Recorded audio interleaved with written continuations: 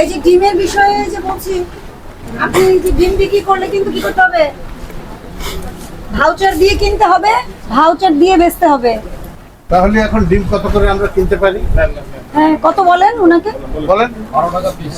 হ্যাঁ, 12 টাকা পিস। 12 টাকা। 12 টাকা কেন? কত করে কিনছেন?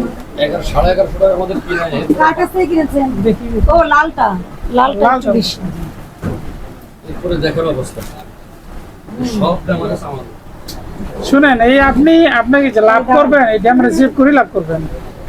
আমার কথা বুঝেন, ডিম বিজনেস কত বছর হচ্ছে? 84 থেকে। 84 সাল থেকে আপনি ডিম বিক্রি করেন? জি জি জি। তাহলে আমার কি এটা বলা দরকার আছে আপনার রিস্ক কোনটা আর আপনার অ্যাচিভমেন্ট কোনটা আপনি ভালো জানেন, ঠিক আছে? প্রিয় দর্শক, আপনারা দেখছেন কারণ বাজারে ভোক্তা অধিকারের একটি টিম, তারা কিন্তু পাইকারি বাজার এবং খুচরা বাজার আসলে মনিটরিং করছেন। কত করে পিস? 310 টাকা। কবে কিনছেন? গতকালকে কত কিনছিলেন? গতকাল কিনছি আমি 20 টাকা। আমরা কিনছি 300 টাকা বেশি 10 টাকা। গতকালকে কত করে কিনছিলেন? গতকালে কিনছি 300, 290, 80। 290, 80। হ্যাঁ, আজকে আজকে 390 টাকা। মাত্র না বললেন 310 টাকা? বেশটাই 310, 390।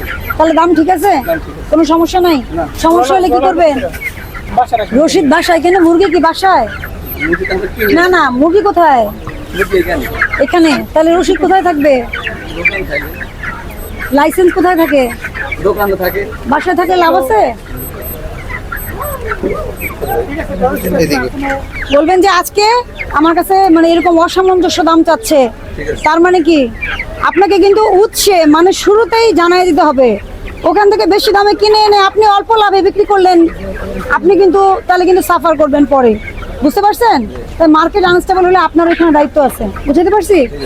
সবার আগে আমি বলতে চাই যে আপনারা জানেন আমাদের মাননীয় প্রধানমন্ত্রীর নির্দেশনায় নিত্য প্রয়োজনীয় পণ্যের বাজারে এখন মনিটরিং আরও বেশি জোরদার করা হবে।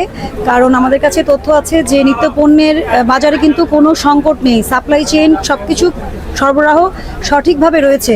তারপরেও কিন্তু যদি আমাদের কাছে কিছু তথ্য তো অবশ্যই আছে যে কেউ কেউ কারসাজি করছে কিছু পণ্যের জন্য। তো সেই হিসেবে মাননীয় প্রধানমন্ত্রীর নির্দেশনায় আমাদের প্রতিমন্ত্রী মহোদয়, আমাদের মহাপরিচালক মহোদয়কে যে নির্দেশনা দিয়েছেন সে আলোকে আজকে ঢাকা শহরে আমরা অনেকগুলো টিম একসাথে কাজ করছি। আমাদের এখান থেকে মৌলভীবাজারেও গিয়েছে এবং আরও ঢাকা শহরের বিভিন্ন গুরুত্বপূর্ণ বাজারে আমরা আজকে যে আপনারা দেখেছেন যে আজকে কিন্তু আমরা কি করছি, তথ্যের আদান প্রদান করছি এবং ওনারা মানে আসলে প্রতিকার তো পরের বিষয়, আসলে কারণটা উদ্ভূত হওয়ার সঙ্গে সঙ্গেই ওনারা কি করবেন যাতে আমরা দ্রুত ব্যবস্থা নিতে পারি সেই বিষয়ে কিন্তু আমরা সকলকে জানিয়েছি। তবে আসলে সব আরও কিছু দোকান খোলা থাকলে আমরা আর হয়তো ব্যাপকভাবে এটা করতে পারতাম। আর যেটা মিসম্যানেজমেন্ট বলছেন, এটা আসলে আমাদের যারা এই লেভেলে ব্যবসা করেন ওনাদের আসলে শিক্ষা এবং ওনাদের সচেতনতার লেভেলটা এটা আসলে 1-2 দিনে তো আনয়ন করা সম্ভব না। এই জন্য কিন্তু আপনি দেখেছেন আমরা একজন সে ছোট ব্যবসায়ী কিন্তু সে যেহেতু আগেও একবার তাকে আমরা সতর্কতামূলক জরিমানা করেছিলাম, সে কিন্তু এটা শুধরায়নি, সেজন্য কিন্তু আমরা আজকে ওনাকে বড় আকারে জরিমানা করছি, ওনার জন্য কিন্তু এটা বড় জরিমানা।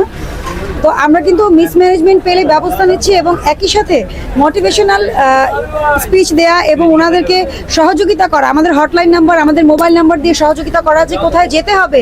অনেক ব্যবসায়ী হয়তো আগে জানতেন না যে কোথায় যেতে হবে বা তথ্যটা দিতে হবে। তো সেই আলোকে আমরা এটা করে যাচ্ছি কাজটা আমাদের প্রোটোকল অনুযায়ী এবং আমাদের মহাপরিচালক মহোদয় নিয়মিত যে নির্দেশনা দিচ্ছেন এবং এখন তো একদম উপর মহল থেকে নির্দেশনা আছে আপনারা জানেন। এবং আপনারা কিন্তু দেখেছেন পেঁয়াজের বাজারে ওনারা বলেছে সাপ্লাই চেনে কোনো সমস্যা নেই, মোটামুটি সকল পণ্যেরই প্রাইস কিন্তু এখনও স্টেবল আছে। অবশ্যই ভালো, এটা ভালো সাইন। তবে ওনারা যে নিয়মগুলো মানছে না, যেটা মূল্য তালিকা প্রদর্শন করা অথবা আপনার সঠিকভাবে ক্রয় বিক্রয় মূল্যটা লেখা, এটা আসলে পার্সোনাল একটা সচেতনতার জায়গা আছে। তো সেই জায়গাটা আসলে ওনারা শিখবে, আমরা মনে করি না যে শিখবে না, হয়তো কারোর জন্য একটু তাড়াতাড়ি, কেউ কুইক লার্নার, কেউ হয়তো একটু স্লো লার্নার। তো এই জন্য আমরা মনে করি যে চেঞ্জ অবশ্যই আসবে এবং অবশ্যই এসেছেও অনেক, এটা বলতে হবে।